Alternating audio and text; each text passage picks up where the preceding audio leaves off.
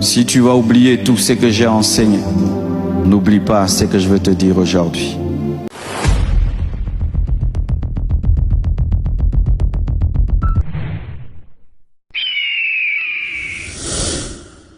Lorsque tu as une blessure, parle au Père.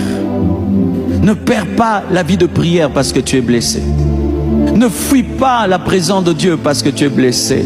N'insulte pas Dieu parce que tu es blessé, mais pose des questions. Pourquoi? Pourquoi n'est pas une insulte? C'est un désir de connaissance.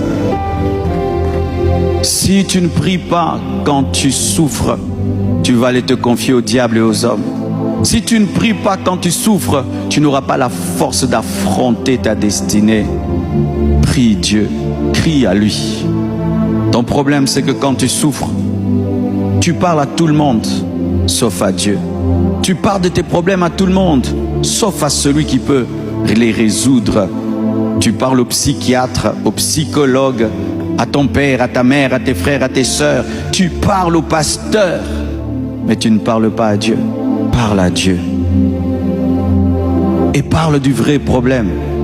Pourquoi m'as-tu abandonné? La souffrance de Jésus, c'était l'abandon. Et il a parlé de l'abandon. Le Père s'était retiré du Fils parce que le Fils était devenu péché. Le Père étant saint ne pouvait plus être en communion avec le Fils parce qu'il était péché. C'est pas que Jésus ne le savait pas, il le savait. Mais cette prière est un enseignement que lorsque tu es blessé, parle à Dieu de ta blessure. Parle-lui de ta blessure. Si tu es blessé par ton apparence physique, dis à Dieu, pourquoi tu m'as créé comme ça? Il va te dire pourquoi. L'homme de Dieu, Nomak, nous a donné son témoignage. Pourquoi Dieu, tu m'as mis? Moi, un temps, j'ai posé même des questions à Dieu. Pourquoi tu m'as mis dans ce pays? J'aime beaucoup l'excellence. Je suis vraiment quelqu'un qui aime l'excellence à un niveau, vous ne pouvez pas savoir. La médiocrité me fait mal à un niveau, vous ne pouvez pas savoir.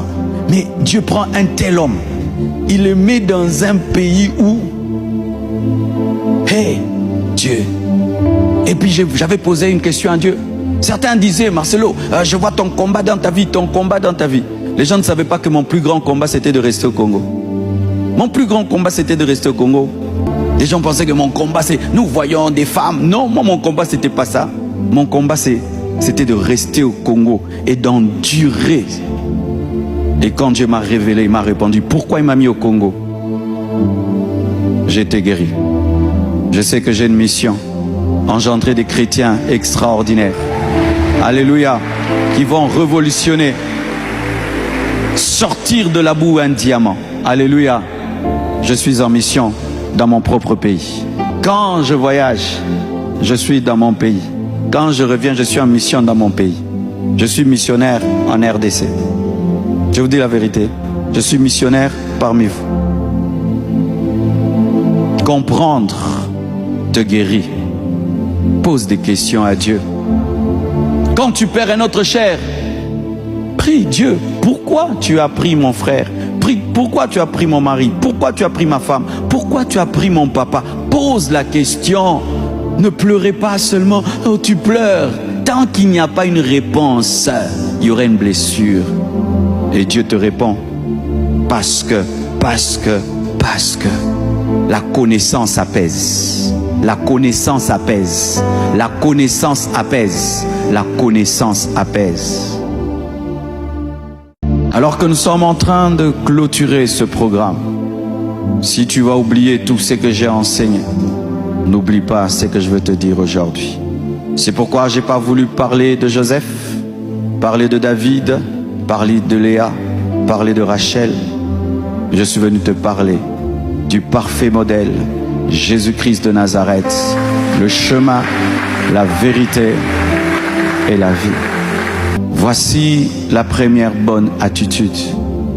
Lorsque tu traverses des moments difficiles, lorsque tu es blessé, pardonne. Pardonne. Pardonne. Ce n'est pas un hasard que Père, pardonne-leur, car ils ne savent pas ce qu'ils font. Soit et ait été la première parole. car c'est elle qui permet toutes les autres paroles. Car celui qui ne dit pas « Père, pardonne-leur, car ils ne savent pas ce qu'ils font », ne peut pas dire « Fils, voici ta mère, mère, voici ton fils », et ne peut dire « Tout est accompli ». Le pardon. Jésus a pardonné l'impardonnable. Jésus a pardonné l'impardonnable. Il est venu nous sauver, mais nous l'avons tué. Mais malgré ça, il a dit « Père, pardonne-leur, car ils ne savent pas ce qu'ils font. » Ne savait-il pas qu'il tuait un homme? Il le savait. Ne savait-il pas qu'il tuait un prédicateur? Il le savait. Pourquoi Jésus dit « Car ils ne savent pas ce qu'ils font ?» En soi, il a dit « Père, ne tiens pas compte de leur ignorance présente. Ils ne savent pas qui je suis. » La première bonne attitude quand tu es blessé, vérifie si tu as pardonné. Pardonner, on dit que c'est oublier, mais pas toujours. Je peux me souvenir, mais je n'ai plus mal. Tu peux te souvenir, mais tu n'as plus mal. Comme une cicatrice ancienne. J'ai une cicatrice là. Chaque fois que je la vois, je me souviens quand j'étais un enfant. J'étais blessé lorsque je roulais avec un vélo la nuit. Et un fil barbelé était là sur la route, je ne l'avais pas vu. Il m'a fait tomber du vélo. Vous voyez, j'en parle, mais j'ai pas mal. Mais si je vois, je me souviens, mais j'ai pas mal. Des fois, tu te souviendras. Des fois aussi, tu oublieras. Mais que tu te souviennes ou que tu oublies, l'essentiel, ce n'est plus avoir mal. Pardonne. Même si c'est un violeur, pardonne. Nous avons entendu ici des témoignages hier. Une fille qui a été violée plusieurs fois, mais qui a fini par pardonner. Tu peux y arriver. Tu peux arriver à pardonner l'impardonnable. Où tu n'as pas de rancune, tu n'as pas de haine. Alléluia. Père, pardonne-leur, car ils ne savent pas ce qu'ils font. Traite les problèmes des autres. Traite les problèmes des autres. Traite les blessures des autres. C'est pourquoi souvent nous pensons que les médecins ne tombent jamais malades. Eux aussi tombent malades. Mais tellement qu'ils sont concentrés sur la maladie des autres, nous pensons qu'ils ne tombent jamais malades. Lorsque tu as mal, occupe-toi de ceux qui ont mal et tu n'auras plus mal. Lorsque tu as mal, occupe-toi de ceux qui ont mal et tu n'auras plus mal. Et annonce aux autres la joie, le bonheur. Dis à un brigand qui a un paradis qui l'attend. Dis à quelqu'un qui a une consolation qui arrive. Chante, danse, donne la joie à quelqu'un. Si tu es choriste, chante pour que les autres aient la joie. Même si tu pleures dans ta chambre, mais tu montes sur l'estrade, tu chantes et tu dis à un brigand qu'il y a un paradis, il y a un paradis, il y a un paradis, il y a un paradis. Car les blessures font de nous des égoïstes. Moi, j'ai mal.